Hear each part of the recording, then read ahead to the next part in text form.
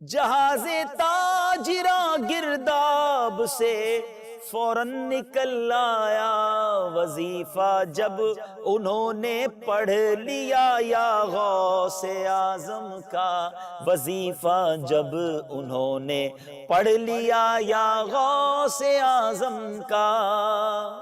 آپ کے مدرسے کے طلبہ کہتے ہیں، اس کے پیچھے پس منظر میں واقعہ ہے، ذرا کیا واقعہ ہے ذرا غور سے سنیے۔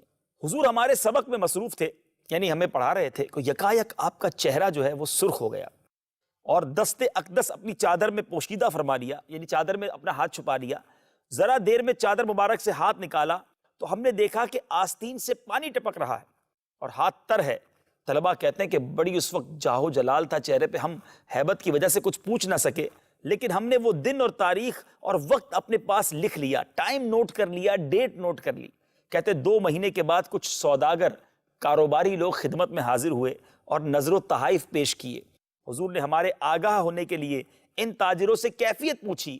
انہوں نے بیان کیا کہ یہاں سے 2 مہینے کا راستہ تھا، جب ہمارا جہاز پانی کے اندر تھا، یکایک طوفان آیا، بڑی تیز ہوائیں چلنے لگی، موجوں کا تلاطم تھا، جہاز ڈوبنے لگا۔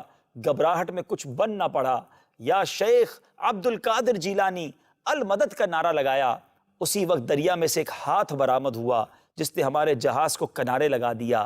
جب وہ تاریخ، دن اور ٹائم ملایا گیا، یہ وہی وقت تھا جب غوث پاک نے گویا اپنے حجرے میں بیٹھ کر یہ کرامت دکھائی تھی۔ بہرحال میرے میٹھے اسلامی بھائیوں، اللہ والوں کی کرامتوں کی کیا بات ہے، اولیاء کرام کی کرامتیں برحق ہیں۔ ہو سکتا ہے کسی کے ذہن میں یہ خیال آئے کہ یہ کیسے ممکن ہے۔ دیکھیں، کرامتوں کا ذکر تو قرآن مجید فرقان حمید میں بھی موجود ہے۔ قرآن مجید میں حضرت مریم رضی اللہ تعالیٰ عنہ کا یہ ذکر موجود ہے کہ بغیر موسم کے پھل جو ہے وہ آپ کو مل جایا کرتے تھے۔ اسی طرح حضرت آصف بن برخیہ رضی اللہ تعالیٰ عنہ نے کس طرح پلک جھپکتے میں تخت بلقیس کو حاضر کر دیا تھا۔ حضرت سلیمان علیہ نبینا علیہ الصلوۃ والسلام کی بارگاہ میں یہ ذکر بھی قرآن پاک میں موجود ہے۔